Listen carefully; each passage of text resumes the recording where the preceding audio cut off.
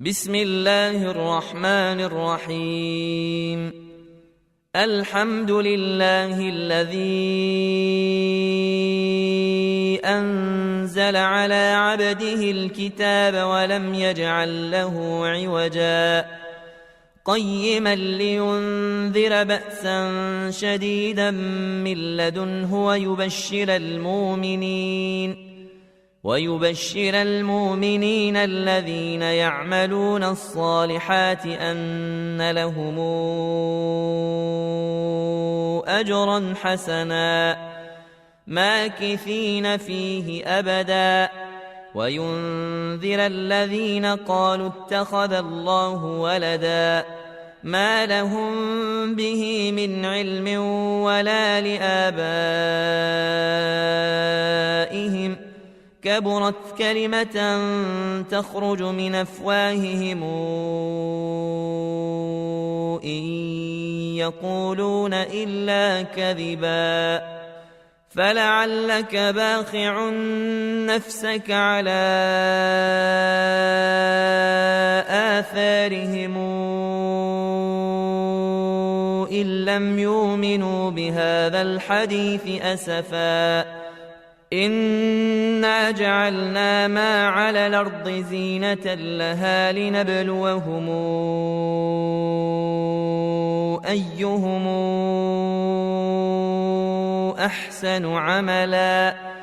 وإنا لجاعلون ما عليها صعيدا جرزا أم حسبت أن أصحاب الكهف والرقيم كانوا من آياتنا عجبا إذا والفتية إلى الكهف فقالوا ربنا آتنا من لدنك رحمة وهيئ لنا من أمرنا رشدا فضربنا على آذانهم في الكهف سنين عددا ثم بعثناهم لنعلم أي الحزبين أحصى لما لبثوا أمدا نحن نقص عليك نبأهم بالحق إنهم فتية آمنوا بربهم وزدناهم هدى وربطنا على قلوبهم إذ قاموا فقالوا ربنا رب السماوات والأرض لن ندعو من دونه إلها لقد قلنا إذا شططا هؤلاء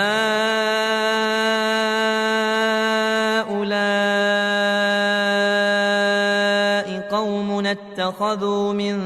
دونه آلهة لولا ياتون عليهم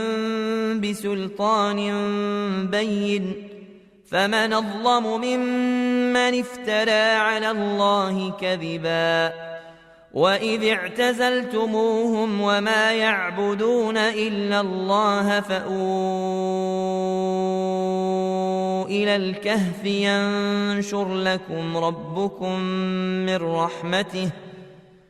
ينشر لكم ربكم من رحمته ويهيئ لكم من أمركم مرفقا وترى الشمس إذا طلعت تزاور عن كهفهم ذات اليمين وإذا غربت تقرضهم ذات الشمال وهم في فجوة منه ذلك من آيات الله من يهد الله فهو المهتد ومن يضلل فلن تجد له وليا مرشدا وتحسبهم أيقاظا وهم رقود ونقلبهم ذات اليمين وذات الشمال وكلبهم باسط ذراعيه بالوصيد لو اطلعت عليهم لوليت منهم فرارا ولملئت منهم رعبا وكذلك بعثناهم ليتساءلوا بينهم قال قائل منهم كم لبثتم قالوا لبثنا يوما أو بعض يوم قالوا ربكم أعلم بما لبثتم فابعثوا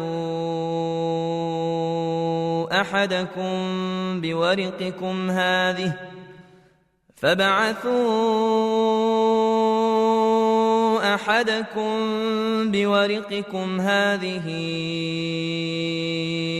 إلى المدينة فلينظر أيها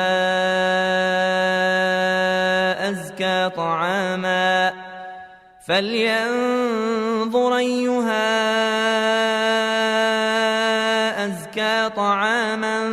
فلياتكم برزق منه وليتلطف ولا يشعرن بكم أحدا إنهم إن يظهروا عليكم يرجموكم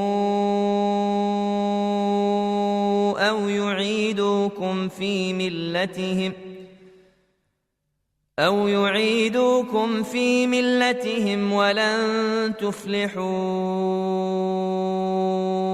إذا أبدا وكذلك أعثرنا عليهم ليعلموا أن وعد الله حق وأن الساعة لا ريب فيها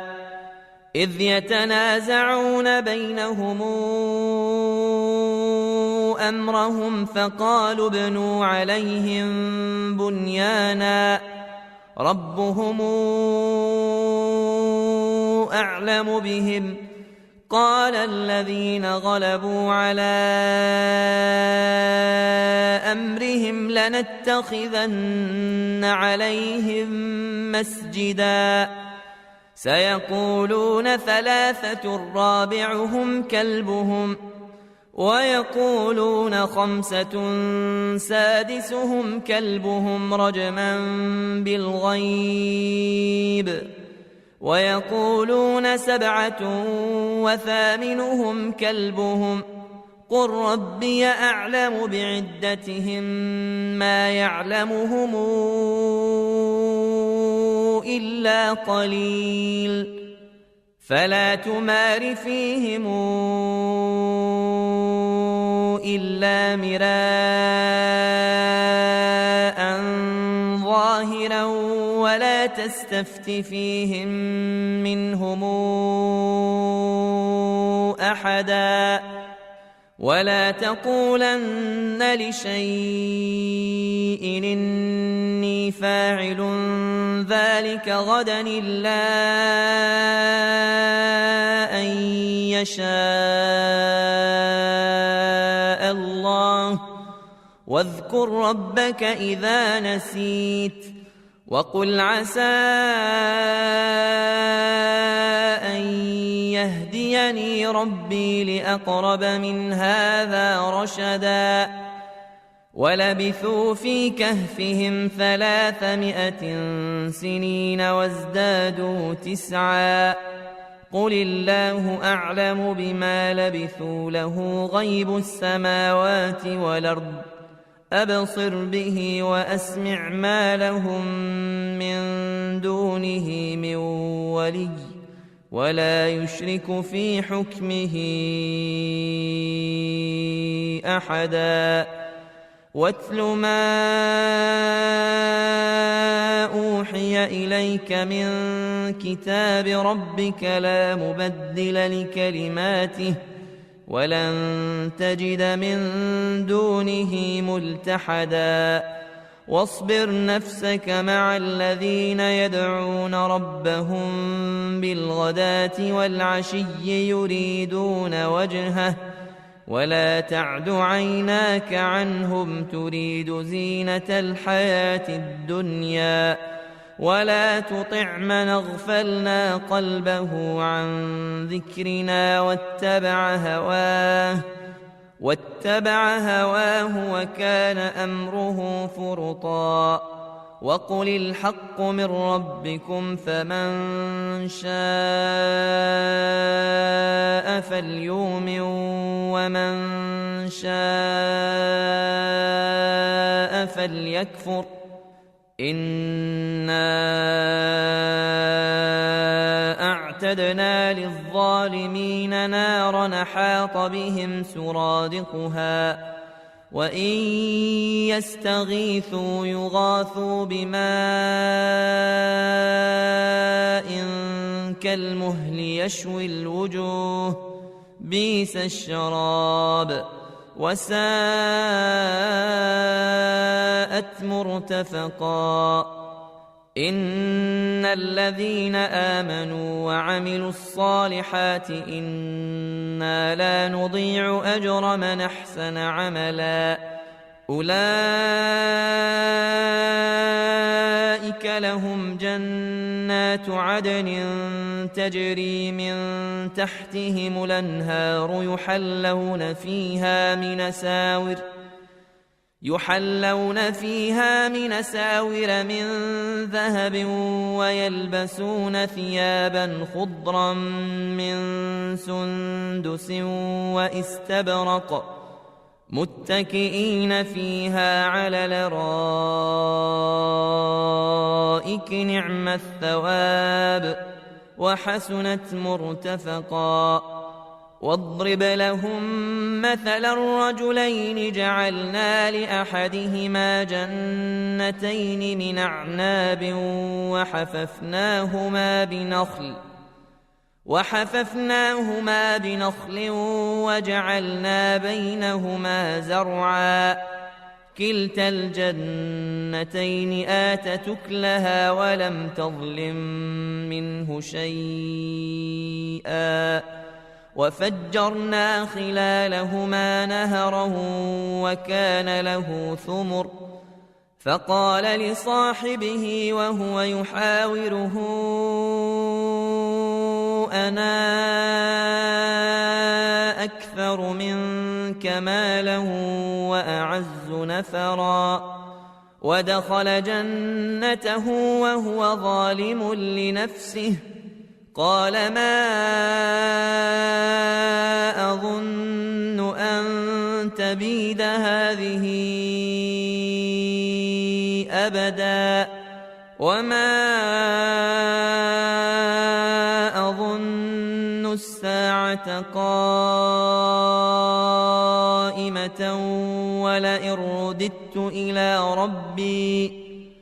ولئن رددت إلى ربي لأجدن خيرا منهما منقلبا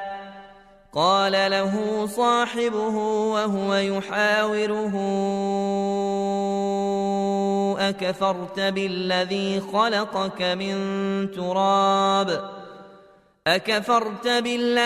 خلقك من تراب ثم من نطفة ثم سواك رجلا لكن هو الله ربي ولا أشرك بربي أحدا ولولا إذ دخلت جنتك قلت ما شاء الله لا قوة إلا بالله إن ترني أنا أقل منك مالا وولدا فعسى ربي أن يؤتيني خيرا من جنتك ويرسل عليها حسبانا من السماء ويرسل عليها حسبانا من السماء فتصبح صعيدا زلقا أو يصبح ماؤها غورا فلن تستطيع له طلبا وأحيط بثمره فأصبح يقلب كفيه على ما أنفق فيها وهي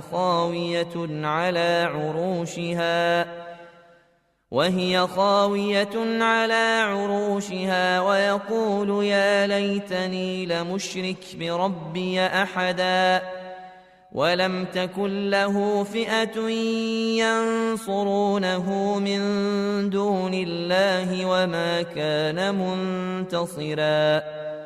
هنالك الولاية لله الحق هو خير ثوابا وخير عقبا واضرب لهم مثل الحياة الدنيا كماء إن أنزلناه من السماء فاختلط به نبات الأرض فأصبح هشيما تذروه الرياح وكان الله على كل شيء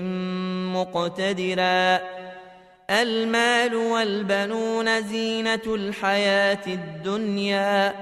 والباقيات الصالحات خير عند ربك ثوابا وخير نملا ويوم نسير الجبال وترى الأرض بارزة وحشرناهم فلم نغادر منهم أحدا وعرضوا على ربك صفا لقد جئتمونا كما خلقناكم أول مرة بل زعمتم أن لن نجعل لكم موعدا ووضع الكتاب فترى المجرمين مشفقين مما فيه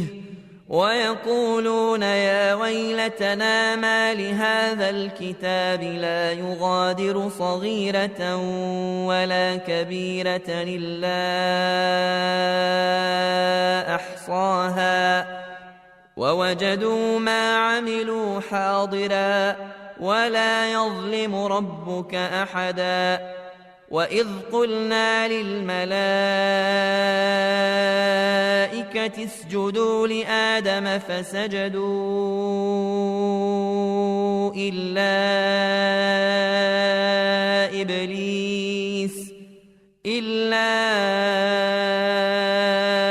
إبليس كان من الجن ففسق عن أمر ربه أفتتخذونه وذريته أولياء من دوني وهم لكم عدو بئس للظالمين بدلا ما أشهدتهم خلق السماوات والأرض ولا خلق أنفسهم وما كنت متخذ المضلين عضدا ويوم يقول نادوا شركائي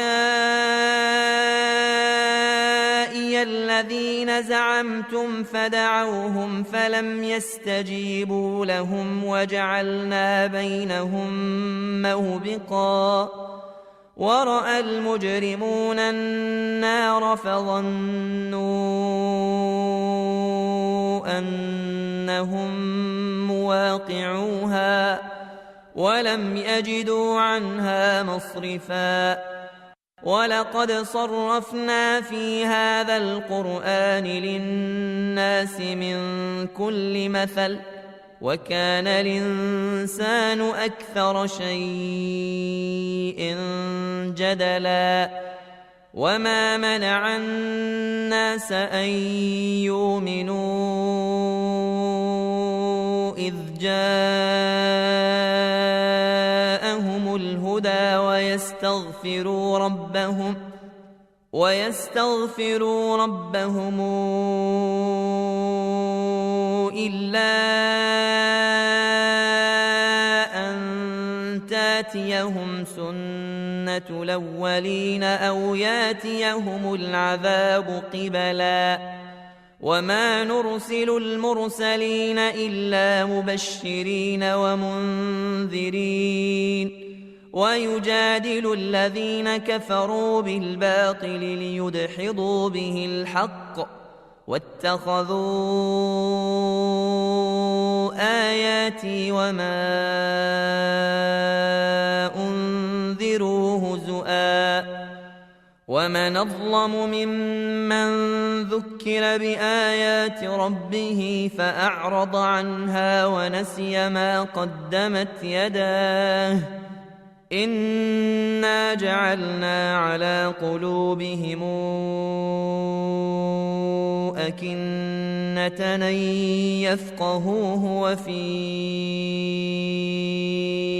آذانهم وقرا وإن تدعهم إلى الهدى فلن يهتدوا إذا أبدا وربك الغفور ذو الرحمة لو يواخذهم بما كسبوا لعجل لهم العذاب بل لهم موعد لن يجدوا من دونه موئلا وتلك القرى أهلكناهم لما ظلموا وجعلنا لمهلكهم موعدا وإذ قال موسى لفتاه لا أبرح حتى أبلغ مجمع البحرين أو أمضي حقبا فلما بلغا مجمع بينهما نسيا حوتهما فاتخذ سبيله في البحر سربا فلما جاوزا قال لفتاه آتنا غداءنا لقد لقينا من سفرنا هذا نصبا قال أرأيت إذا وينا إلى الصخرة فإني نسيت الحوت وما أنسانيه إلا الشيطان أن أذكره واتخذ سبيله في البحر عجبا قال ذلك ما كنا نبغي فارتدا على آثارهما قصصا فوجدا عبدا من عبادنا آتيناه رحمة من عندنا وعلمناه من لدنا علما قال له موسى هل اتبعك على أن تعلمني مما علمت رشدا قال إنك لن تستطيع معي صبرا وكيف تصبر على ما لم تحط به خبرا قال ستجدني إن شاء الله صابرا ولا أعصي لك أمرا قال فإن اتبعتني فلا تسألني عن شيء حتى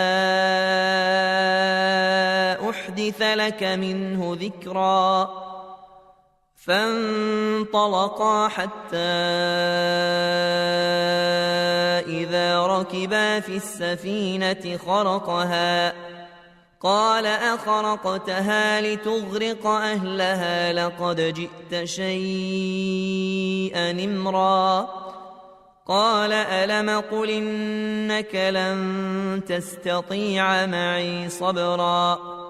قال لا تواخذني بما نسيت ولا ترهقني من أمري عسرا فانطلقا حتى إذا لقيا غلاما فقتله قال أقتلت نفسا زاكية بغير نفس لقد جئت شيئا نكرا قال ألم قل لك إنك لن تستطيع معي صبرا قال إن سألتك عن شيء بعدها فلا تصاحبني قد بلغت من لدني عذرا فانطلقا حتى إذا أتيا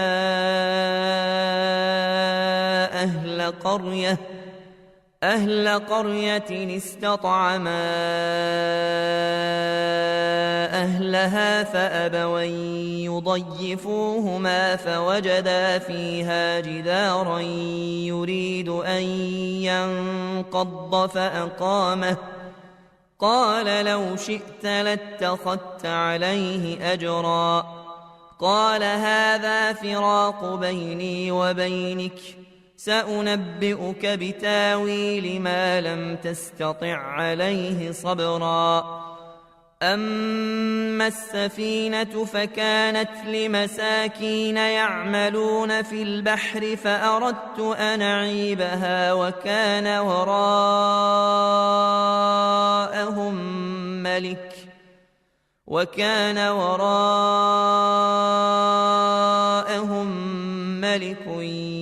يأخذ كل سفينة غصبا وأما الغلام فكان أبواه مؤمنين فخشينا أن يرهقهما طغيانا وكفرا فأردنا أن يبدلهما ربهما خيرا منه زكاة وأقرب رحما وأما الجدار فكان لغلامين يتيمين في المدينة وكان تحته كنز لهما وكان أبوهما صالحا فأراد ربك أن يبلغا أشدهما ويستخرجا كنزهما رحمة من ربك وما فعلته عن أمري ذلك تاويل ما لم تسطع عليه صبرا ويسألونك عن ذي القرنين قل سأتلو عليكم منه ذكرا إنا مكنا له في الأرض وآتيناه من كل شيء سببا فاتبع سببا حتى إذا بلغ مغرب الشمس وجدها تغرب في عين حمئة ووجد عندها قوما قلنا يا ذا القرنين إما أن تعذب وإما أن تتخذ فيهم حسنا قال أما من ظلم فسوف نعذبه ثم يرد إلى ربه فيعذبه عذابا نكرا وأما من آمن وعمل صالحا فله جزاء الحسنى وسنقول له من أمرنا يسرا ثم اتبع سببا حتى إذا بلغ مطلع الشمس وجدها تطلع على قوم لم نجعل لهم من دونها سترا كذلك وقد حطنا بما لديه خبرا ثم اتبع سببا حتى إذا بلغ بين السدين وجد من دونهما قوما لا يكادون يفقهون قولا قالوا يا ذا القرنين إن ياجوج وماجوج مفسدون في الأرض فهل نجعل لك خرجا على أن تجعل بيننا وبينهم سدا قال ما مكني فيه ربي خير فأعينوني بقوة نجعل بينكم وبينهم ردما آتوني زبر الحديد حتى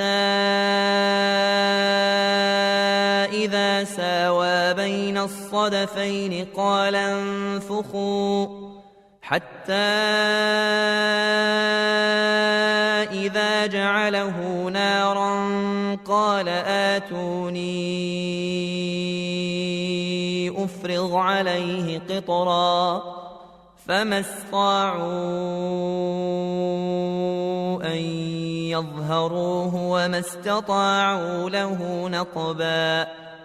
قال هذا رحمة من ربي فإذا جاء وعد ربي جعله دكا وكان وعد ربي حقا وتركنا بعضهم يومئذ يموج في بعض ونفخ في الصور فجمعناهم جمعا وعرضنا جهنم يومئذ للكافرين عرضا الذين كانت أعينهم في غطاء عن ذكري وكانوا لا يستطيعون سمعا أفحسب الذين كفروا أن يتخذوا عبادي من دوني أولياء إنا أعتدنا جهنم للكافرين نزلا قل هل ننبئكم بالأخسرين أعمالا الذين ضل سعيهم في الحياة الدنيا وهم يحسبون أنهم يحسنون صنعا أولئك الذين كفروا بآيات ربهم ولقائه فحبطت أعمالهم فلا نقيم لهم يوم القيامة وزنا ذلك جزاؤهم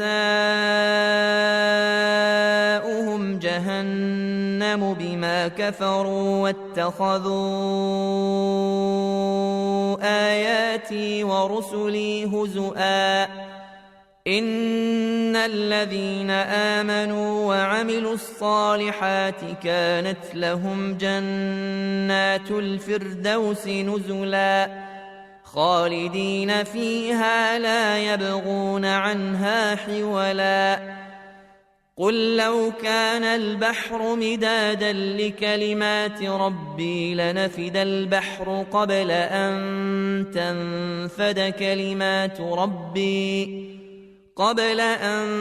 تنفد كلمات ربي ولو جئنا بمثله مددا قل إنما أنا بشر مثلكم يوحى إلي أنما إلهكم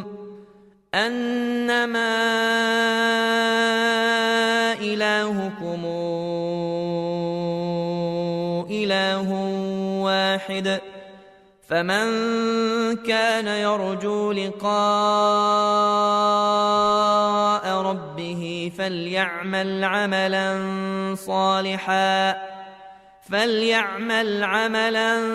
صالحا